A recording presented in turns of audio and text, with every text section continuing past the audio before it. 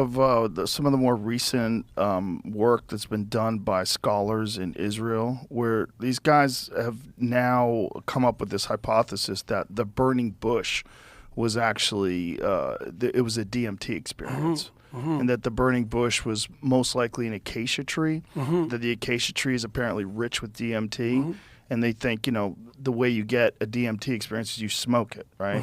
And that they had some method of achieving psychedelic states through this, and this is where Moses is encountering God. Well, we have one of the Have things... you read any of that stuff?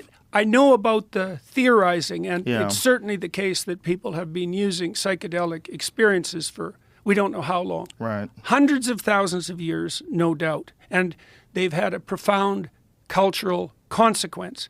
One of the things that a psychedelic experience does is amplify that sense of intrinsic interest, right? So it strips your perceptions of their inhibition by memory. That's a good way of thinking about it.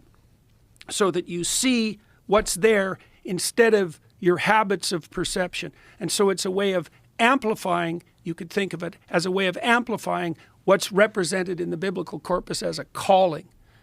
And the thing that's odd about the calling, well, when you can think about it this way, when you're laying out a podcast, when you're participating in a podcast, you're following a golden thread, right? You're following where your interest takes you and your curiosity takes you. And that's not something you can pre-plan, right? It's something that happens in the moment. So imagine that you're focused on your goal of having the most interesting conversation possible and communicating what's derived to the broadest number of people. So that's the overarching goal. Okay, now you focus on the moment and a spirit arises within you. That's a good way of thinking about it. That's the logos. A spirit arises within you that leads you on a pathway that's an investigation into the truth. That's part of that calling. The psychedelic chemicals, they heighten that.